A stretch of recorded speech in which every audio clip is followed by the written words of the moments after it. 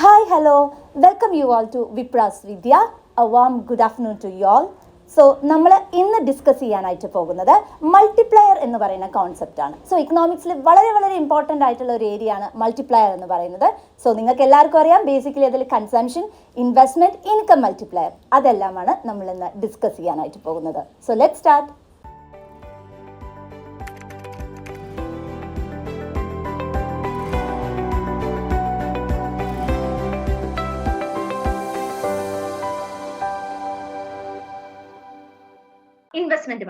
Investment multiplier Khan ആണ് കൊണ്ടുവന്നിരിക്കുന്നത്.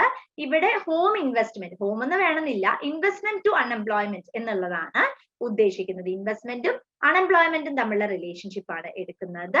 പക്ഷെ പിന്നീട് എന്ത് ചെയ്തിട്ടുണ്ട്, ഇൻവെസ്റ്റ്മെന്റ് മൾട്ടിപ്ലയറിനെ മൊബിലൈസ് ചെയ്യിക്കുകയും ചേഞ്ചസ് കൊണ്ടുവരികയും ഇൻവെസ്റ്റ്മെന്റിനെ ഇൻകവുമായിട്ടുള്ള റിലേഷൻഷിപ്പ് ആയിട്ട് കൊണ്ടുവരികയും ചെയ്തിട്ടുണ്ട്.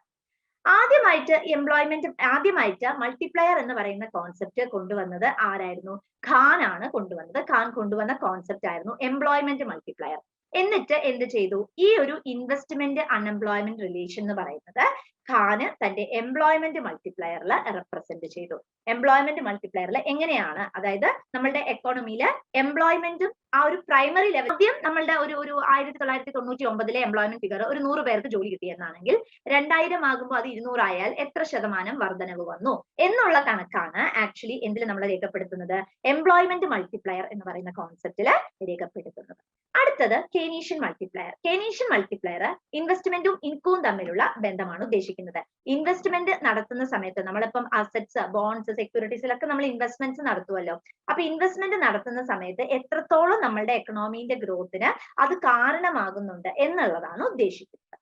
മൾട്ടിപ്ലയറിന് കുറച്ച് അസംഷൻസ് ഉണ്ട്. ഒന്ന്, there is change in autonomous investment. Autonomous ഇൻവെസ്റ്റ്മെന്റിനാണ്, അതായത് investment which is undertaken using, I bar എന്നാണ്, investment which is undertaken using past saving ആണ് വരുന്നത്. MPC കോൺസ്റ്റന്റ് ആണ്. കൺസംഷൻ എന്ന് പറയുന്നത് കറണ്ട് ഇൻകത്തിന്റെ ഫംഗ്ഷൻ ആണ്. ടൈം ലാഗ് ഒന്നും ഇവിടെ വരുന്നില്ല. ഇപ്പൊ എനിക്ക് ഇൻവെസ്റ്റ് ചെയ്യണം, ഇപ്പൊ തന്നെ ഇൻവെസ്റ്റ് ചെയ്യുന്നു. നമ്മളുടെ ക്യാപിറ്റൽ സ്റ്റോക്കിൽ ഇൻക്രീസ് വരുന്നുണ്ട്. നമ്മളൊരു ഇൻഡസ്ട്രിയലൈസ്ഡ് എക്കോണമിക്കാണ് പറയുന്നത്. പ്രൈസസിൽ വലിയ രീതിയിലുള്ള ചേഞ്ചസ് ഒന്നുമില്ല. നമ്മൾ ഓൾറെഡി പറഞ്ഞു ഓട്ടോണോമസ് ഇൻവെസ്റ്റ്മെന്റിനാണ് കൊടുക്കുന്നത്. ഇൻഡ്യൂസ്ഡ് കൺസംഷൻ, അതായത് നമ്മൾ ഉള്ളിൽ നിന്ന് നമുക്ക് കൺസ്യൂം ചെയ്യണം എന്നുള്ള ഒരു ടെൻഡൻസി ഒന്നും അവിടെ വരുന്നില്ല. പിന്നെ അദ്ദേഹം ഓൾറെഡി നമ്മുടെ മൾട്ടിപ്ലയർ കോൺസെപ്റ്റ് വരുന്നത് കൂടുതലും കെയ്ൻസ് ആണ്. അതുകൊണ്ട് തന്നെ അവിടെ യൂഷ്വലി ബിലീവ് ചെയ്യുന്ന എന്താണ്, അതായത് നമുക്ക് എന്താവശ്യമില്ല, ഫുൾ എംപ്ലോയ്മെന്റ് അല്ല ബിലീവ് ചെയ്യുന്നത്, ഗവൺമെന്റ് ഇന്റർവെൻഷൻ ആവശ്യമില്ല, കണ്ടിന്യൂസ് ഇൻവെസ്റ്റ്മെന്റ് എന്നാ പറയുന്നത്. കണ്ടിന്യൂസ് ആയിട്ട് ഒരു ഇൻവെസ്റ്റ്മെന്റ് നടത്തുമ്പോഴേക്ക് അടുത്ത ഇൻവെസ്റ്റ്മെന്റ്, അങ്ങനെയാണ് മൂവ് ചെയ്യുന്നത്. പിന്നെ സർപ്ലസ് ആയിട്ട് എന്തെങ്കിലും കിട്ടുവാണെങ്കിൽ അത് നമ്മൾ എന്തിലിടും, കൺസ്യൂമർ ഗുഡ്സിൽ ഇടും എന്നുള്ളതാണ് പറയുന്നത്. ഇതിൽ അസംഷൻസ് ചോദ്യങ്ങളായിട്ട് ചോദിച്ചു കണ്ടിട്ടുണ്ട്. അസംഷൻസ് എല്ലാം ഇമ്പോർട്ടന്റ് ആണ്. Consumption multiplier doctor PR ബ്രഹ്മാനന്ദും CN വക്കീലും കൂടിയാണ് കൊണ്ടുവന്നത്. സേവിങ്ങിനായിരുന്നു അവർ കൂടുതലായിട്ടും ഇമ്പോർട്ടൻസ് കൊടുത്തത്. നെർക്സിന്റെ ഒരു ബുക്ക് ഉണ്ട്, capital formation in under developed country. അത് കൂടുതലും ഇതിനെ കുറിച്ചാണ് പറഞ്ഞിരിക്കുന്നത്. അവിടെ പറയുന്നത് എന്താ വെച്ചാൽ വിഷ്യസ് സർക്കിൾ ഓഫ് പോവർട്ടി, നമ്മുടെ എക്കോണമിയിൽ ജനറേറ്റഡ് ആവുന്ന വിഷ്യസ് സർക്കിൾ ഓഫ് പോവർട്ടി എന്ന് പറയുന്നത്, അതായത് ഒരു വ്യക്തി ഉണ്ടെങ്കിൽ ആ വ്യക്തി വീണ്ടും വീണ്ടും വീണ്ടും വീണ്ടും പാവം ആയിക്കൊണ്ടിരിക്കുകയാണ് ചെയ്യുന്നത്. അപ്പൊ vicious circle of poverty, low productivity, low income, low demand, low saving, അങ്ങനെയാണ് പോകുന്നത്. ഇത്രയൊന്നും നിങ്ങൾക്ക് പഠിക്കാനില്ല. അപ്പം ഈ വിഷ്യസ് സർക്കിൾ ഓഫ് പോവർട്ടി, അതായത് ദാരിദ്ര്യരായിട്ടുള്ള ജനങ്ങൾ എന്നും ദരിദ്രവാസികൾ തന്നെയാണ്. അവർക്ക് ജനിക്കാൻ, അവർക്ക് ഇംപ്രൂവ് ചെയ്യാൻ കഴിയുന്നില്ല എന്നുള്ള ഒരു സിറ്റുവേഷൻ അവിടെ പറയുന്നത്. അപ്പൊ അത് പ്രാക്ടിക്കലി പോസിബിൾ ആയിട്ടുള്ള സിറ്റുവേഷൻ ആയിട്ട് നമുക്ക് അവിടെ പറയാനായിട്ട് സാധിക്കില്ല. Next is government expenditure multiplier. Government expenditure multiplier എന്ന് പറഞ്ഞാൽ delta y divided by delta G ആണ് പറയുന്നത്. അതായത് change in income to change in government spending ആണ് അവിടെ നമ്മൾ പറയുന്നത്.